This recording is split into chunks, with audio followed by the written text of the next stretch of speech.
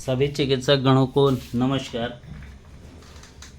थोड़ा सा सेटिंग गड़बड़ हो गया क्योंकि एक डॉक्टर साहब बीच में कॉल करके पूरा क्लास डिस्टर्ब कर दिए। क्या है, सारी प्रक्रियाएं एक जगह तो नहीं समझाई जा सकती हैं, लेकिन फिर भी प्रयास कर रहा था कि एक ही इसमें वीडियो में ये हो जाए। हम लोग राइट हैंड को पढ़ चुके हैं, थोड़ा सा लेफ़्ट हैंड पे प्रकाश डालूँगा। तो left hand pulse diagnosis treatment in electrohomoeopathy, हम लोग कोर्स पढ़ रहे हैं nano technology of electrohomoeopathy medical research studies में। आज हम लोग राइट हैंड के पल्स डायग्नोसिस की सटीक मेथोडोलॉजी जान चुके हैं और लेफ़्ट हैंड की सटीक मेथोडोलॉजी को मैं एक्सप्लेन करने जा रहा हूँ। लेफ़्ट हैंड, जिसको हम लोग बायां हाथ कहते हैं, कि नाड़ी की जो निदान प्रक्रिया है, बाएं हाथ की नाड़ी का जो डायग्नोसिस प्रोसेस होता है, पल्स डायग्नोसिस प्रोसेस, उसमें लेफ़्ट हैंड कलाई से 3 फिंगर ऐसे नापेंगे, 1 पॉइंट, 2 पॉइंट, 3 पॉइंट, अंगूठे साइड से ही नापेंगे क्योंकि आर्टरीज क्रॉस करती है और अंगूठे की ओर जाती है।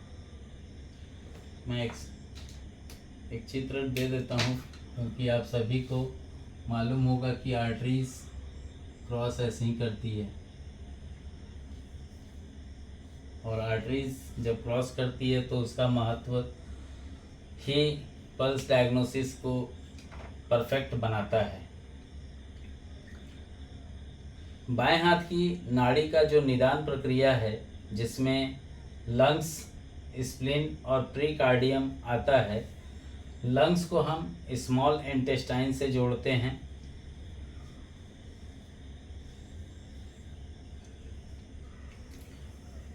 फेफड़े और स्मॉल इंटेस्टाइन, बाएं हाथ की नाड़ी में फेफड़ों की जो स्थिति होती है, स्मॉल इंटेस्टाइन से इसको जोड़ा जाता है। इसका अर्थ यह है कि जब हम फेफड़ों की नाड़ी का अध्ययन करते हैं तो हम छोटी आंत की जो स्थिति होती है उसके बारे में जानकारी देते हैं। नाड़ी निदान एक प्राचीन और प्रभावी चिकित्सा विज्ञान हुआ करती है जो व्यक्ति की स्वास्थ्य की स्थिति को समझने के लिए नाड़ी के धड़कनों का अध्ययन करती है। इस प्रक्रिया में फेफड़े और छोटी आंत का महत्वपूर्ण महत्व है। फेफड़े और छोटी आंत का संबंध शरीर की ऊर्जा के प्रबंध और पोषक तत्वों के अवशोषण में महत्वपूर्ण भूमिका निभाते हैं। फेफड़ों की नाड़ी का अध्ययन करके यह पता लगाया जा सकता है कि श्वसन क्रिया और पाचन क्रिया के बीच का संबंध कैसा कार्य कर रहा है। तो इसी को हम विस्तार से समझते हैं और नाड़ी निदान की जो प्रक्रिया, फेफड़े और स्मॉल इंटेस्टाइन का महत्व क्या है, इसको समझने का प्रयास करते हैं। फेफड़ों की नाड़ी और छोटी आंत की जो कार्य क्षमता होती है, फेफड़ों की नाड़ी की जो धड़कन है, उससे यह पता चलता है कि व्यक्ति की छोटी आंत कैसे कार्य कर रहे हैं। फेफड़े और छोटी आंत का संबंध यह दर्शाता है कि श्वसन और पाचन प्रणाली के बीच का संबंध कितना महत्वपूर्ण है। जब हम फेफड़ों की नाड़ी की जांच करते हैं तो हमें पाचन तंत्र के अंदर जो किसी भी प्रकार की कोई अनियमितता है, गड़बड़ी है, जैसे अपच है या आंतों की कोई समस्या है, उसका हमें पता चल सकता है। छोटी आंतें पाचन तंत्र का एक महत्वपूर्ण हिस्सा है जहां भोजन के पोषक तत्वों का अवशोषण होता है। यदि छोटी आंत में किसी भी प्रकार की समस्या होती है तो यह पोषक तत्वों के अवशोषण को प्रभावित कर सकता है, जिससे शरीर में कमजोरी और अन्य स्वास्थ्य समस्याएं उत्पन्न हो सकती है। फेफड़ों की नाड़ी का अध्ययन करके हम यह पता लगा सकते हैं कि छोटी आंतों में कोई समस्या है या नहीं और उसे हम समय रहते सुधार भी सकते हैं। फेफड़े स्वास्थ्य और नाड़ी संबंधित जो निदान होती है उसमें फेफड़े श्वसन प्रणाली की महत्वपूर्ण अंग है। फेफड़े की नाड़ी का अध्ययन करके यह जाना जा सकता है कि व्यक्ति का जो श्वासन क्रिया ठीक प्रकार से हो रही है या नहीं। फेफड़े में किसी भी प्रकार की असामान्यता जैसे श्वासन संक्रमण या अन्य श्वासन संबंधित विकार नाड़ी के माध्यम से पहचानी जा सकती है। श्वासन क्रिया के दौरान फेफड़े ऑक्सीजन को अवशोषित करते रहते हैं और कार्बन डाइऑक्साइड को बाहर निकालते हैं। यदि फेफड़ों में कोई समस्या होती है तो यह प्रक्रिया बाधित हो सकती है, जिससे व्यक्ति को सांस लेने में कठिनाई हो सकती है। ऐसे कंडीशन में देखेंगे कि रिपोर्ट में ESR बढ़ा हुआ मिलता है। नाड़ी निदान के माध्यम से हम फेफड़े की स्थिति का आकलन कर सकते हैं और उससे उसके आवश्यक उपचार भी कर सकते हैं। फेफड़े और छोटी आंत का संबंध शरीर की ऊर्जा के प्रबंध और पोषक तत्वों के अवशोषण में महत्वपूर्ण भूमिका निभाता है। श्वासन क्रिया के दौरान जब हम सांस लेते हैं तो ऑक्सीजन शरीर के विभिन्न हिस्सों में पहुंचती है और ऊर्जा का उत्पादन करती है। इसी प्रकार पाचन क्रिया के दौरान छोटी आंत भोजन के पोषक तत्वों को अवशोषित करती है, जो शरीर के आवश्यक ऊर्जा प्रदान करते हैं। फेफड़ों की नाड़ी का अध्ययन करके हम यह पता लगा सकते हैं कि श्वासन क्रिया और पाचन क्रिया के बीच का संबंध कैसा कार्य कर रहा है। यदि किसी व्यक्ति की फेफड़े की नाड़ी कमजोर या असामान्य है तो यह संकेत दे सकता है कि उसकी पाचन क्रिया भी सही तरीके से काम नहीं कर रही है।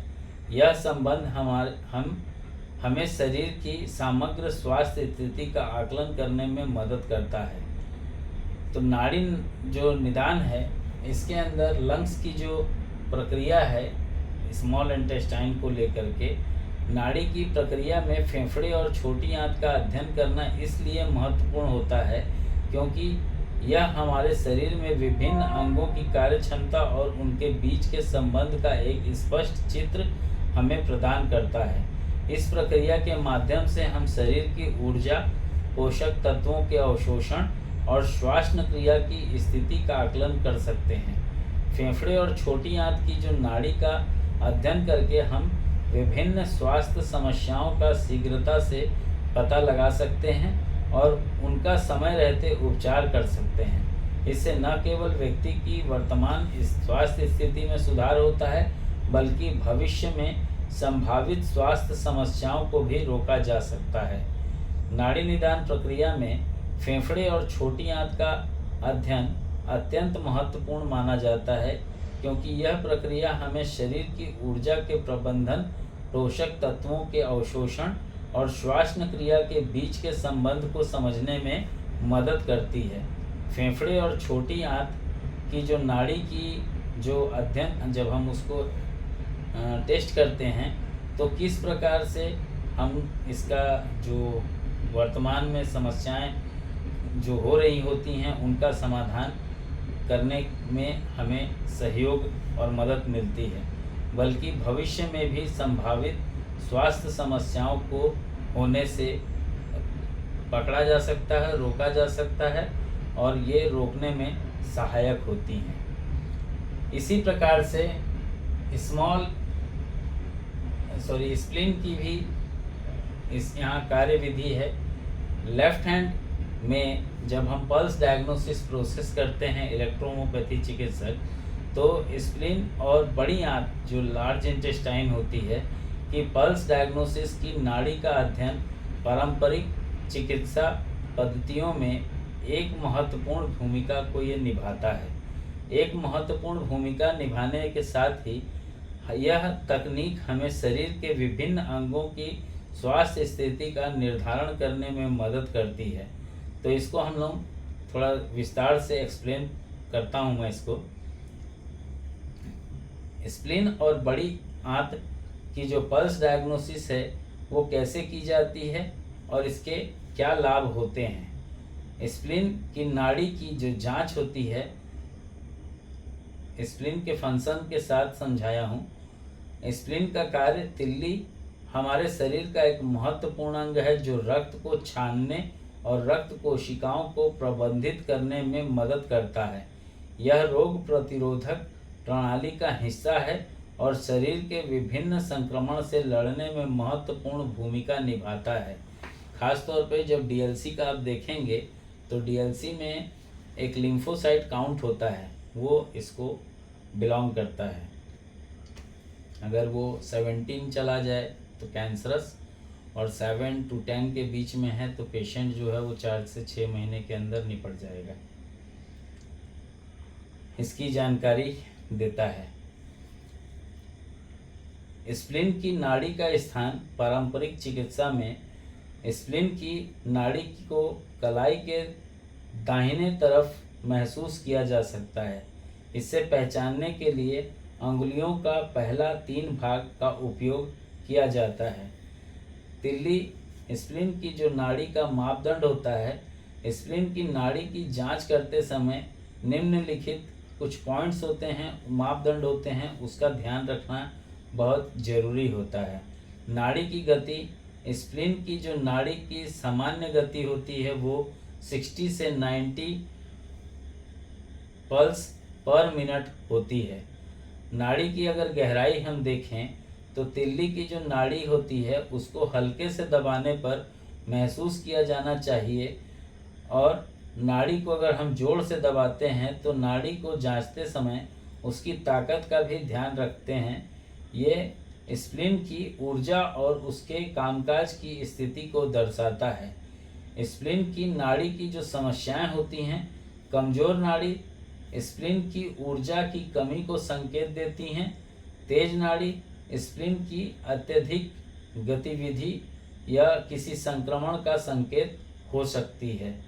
अनियमित नाड़ी जो है, अगर अनपल्सेस जो हमारे नियम अनुसार होना चाहिए, अगर उससे अनियमित पाई जाती है तो स्प्लीन के कार्य में असामान्यता का संकेत हो सकता है।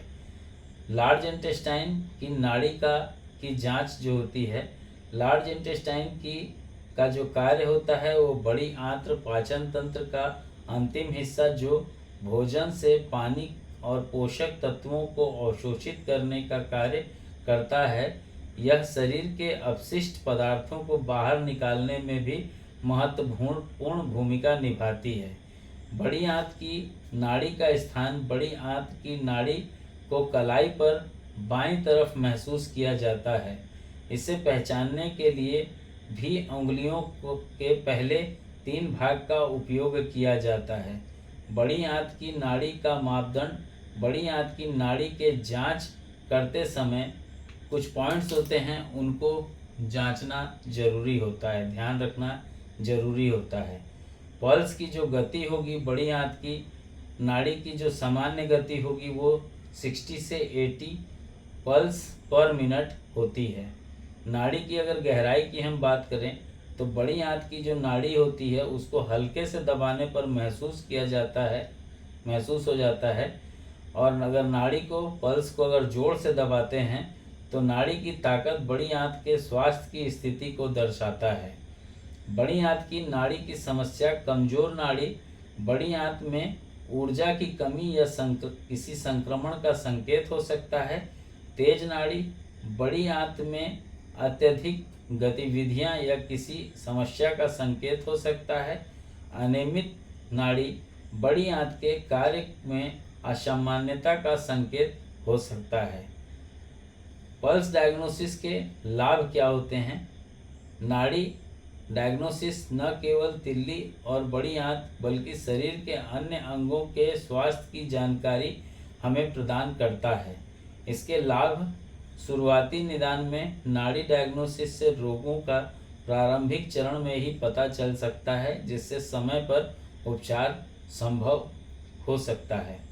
व्यक्तिगत उपचार, नाड़ी डायग्नोसिस से व्यक्ति की शारीरिक स्थिति का स्पष्ट सटीक विश्लेषण किया जा सकता है, जिससे व्यक्तिगत उपचार योजना बनाई जा सकती है। रोग प्रतिरोधक क्षमता के ऊपर, नाड़ी डायग्नोसिस से रोग प्रतिरोधक क्षमता की स्थिति का पता चलता है, जिससे आवश्यक सुधार किया जा सकता है। मानसिक स्वास्थ्य, नाड़ी डायग्नोसिस में मानसिक स्वास्थ्य की स्थिति की जानकारी मिलती है, जिससे मानसिक समस्याओं का भी निदान और उपचार संभव है। इसका कंक्लूजन क्या है? इसका कंक्लूजन है कि जब लेफ्ट हैंड की स्प्लीन और लार्ज इंटेस्टाइन की पल्स डायग्नोसिस जो पारंपरिक चिकित्सा पद्धति में एक महत्वपूर्ण भूमिका निभाती है, यह तकनीक हमारे शरीर के विभिन्न अंगों की स्वास्थ्य स्थिति का सटीक और प्रारंभिक निदान प्रदान करती है। नाड़ी डायग्नोसिस से हमें न केवल शरीर बल्कि मानसिक स्वास्थ्य की भी जानकारी प्राप्त होती है, जिससे संपूर्ण स्वास्थ्य को बनाए रखने में मदद मिलती है। इसके माध्यम से समय पर उपचार और रोकथाम संभव होती है, जिससे जीवन की गुणवत्ता में सुधार होता है। एक लास्ट पॉइंट है आपका प्रीकार्डियम। मैं समझता हूँ बीच में कोई कॉल नहीं करेगा, डिस्टर्ब होता है उससे। क्लास एक तो रात में बनाई जाती है, 2:28 हो रहा है, और उसके बावजूद होता है कि लोग कॉल करके क्लास डिस्टर्ब कर देते हैं। तो आइए जानते हैं लास्ट पॉइंट, प्रीकार्डियम और टीडब्ल्यू क्या है? Triple warmer. प्रीकार्डियम और ट्रिपल वार्मर की नाड़ी डायग्नोसिस, पल्स डायग्नोसिस प्राचीन चिकित्सा पद्धतियों में महत्वपूर्ण स्थान रखती थी। इलेक्ट्रोहोम्योपैथी में भी इसका महत्वपूर्ण स्थान है। यह शरीर के विभिन्न अंगों और प्रणालियों की स्वास्थ्य स्थिति का विश्लेषण करने का एक साधन है।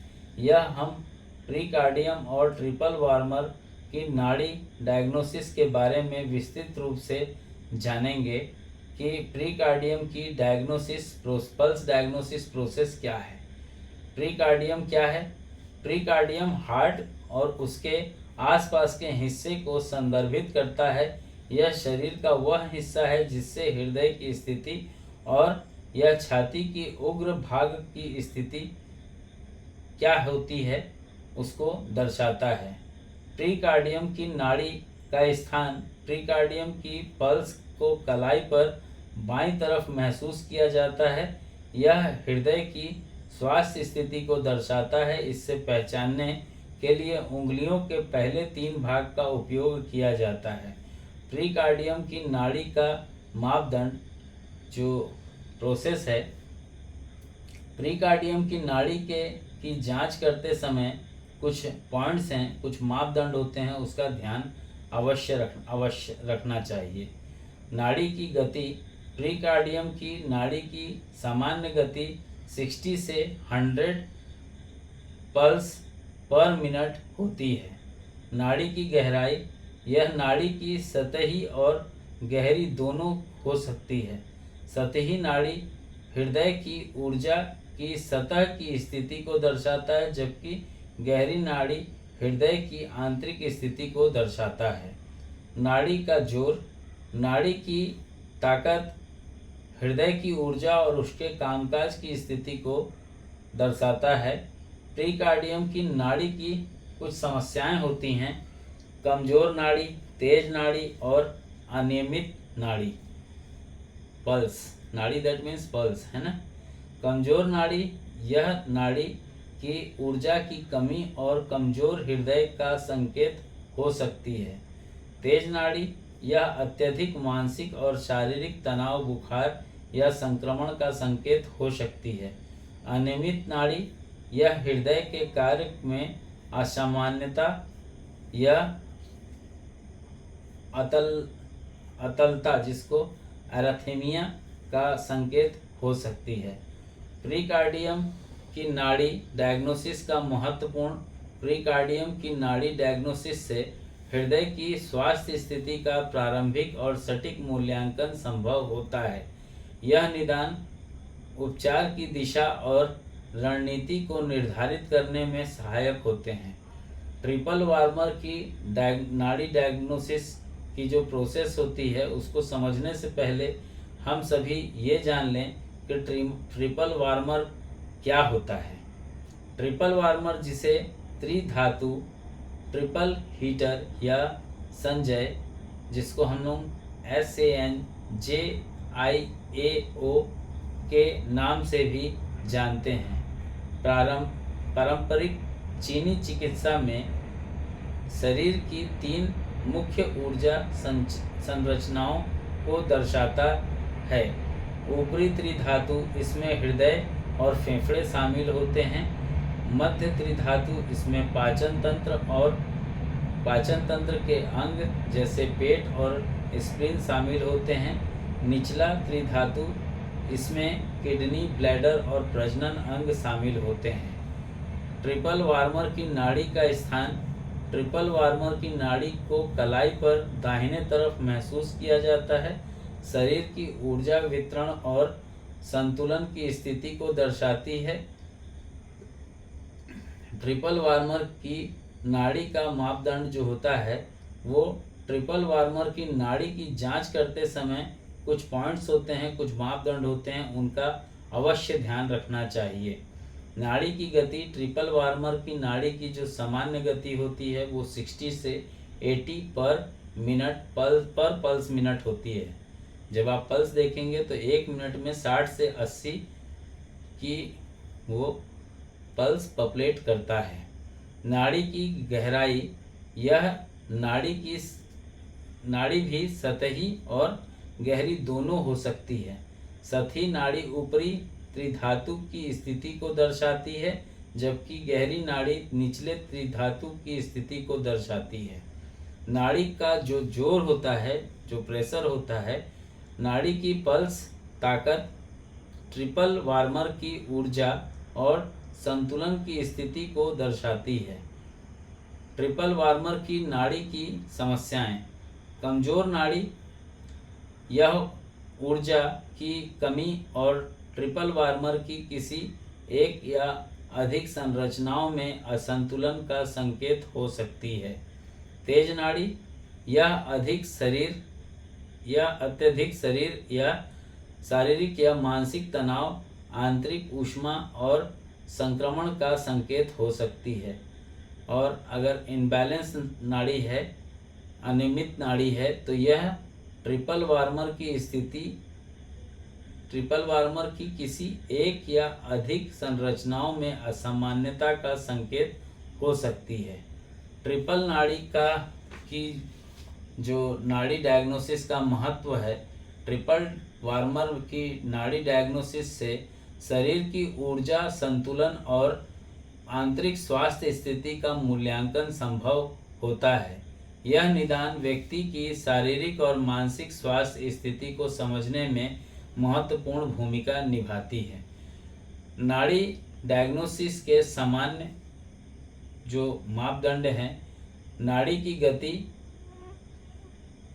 को प्रति मिनट धड़कनों की संख्या के रूप में मापा जाता है। यह सामान्यतः 60 से 100 धड़कन प्रति मिनट होनी चाहिए। इससे अधिक या इससे कम हृदय या अन्य आंतरिक अंगों की असामान्यता का संकेत हो सकती है। नाड़ी की गहराई से यह पता चलता है कि नाड़ी सतही या गहरी है। सतही नाड़ी बाहरी ऊर्जा और स्थिति को दर्शाती है, जबकि गहरी नाड़ी आंतरिक ऊर्जा और स्वास्थ्य स्थिति को दर्शाती है। नाड़ी का जोर या ताकत यह बताती है कि नाड़ी कितनी मजबूत या कमजोर है। मजबूत नाड़ी उच्च ऊर्जा और स्वास्थ्य की स्थिति को दर्शाता है, जबकि कमजोर नाड़ी ऊर्जा की कमी और अस्वस्थता की स्थिति को दर्शाता है।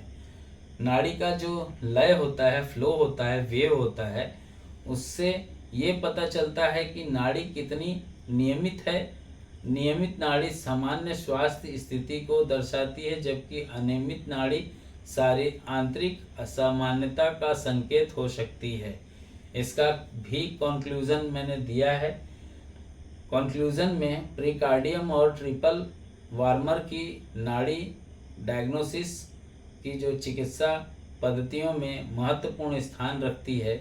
यह तकनीक न केवल हृदय और ट्रिपल वार्मर बल्कि पूरे शरीर की ऊर्जा और स्वास्थ्य स्थिति का सटीक और प्रारंभिक मूल्यांकन करने में भी सहायक होती है, क्योंकि आप सभी जानते हैं कि हम जब पल्स चेक करते हैं तो उसका एक्चुअल में नॉलेज ले रहे होते हैं कि कितना डिस्टरबेंस हुआ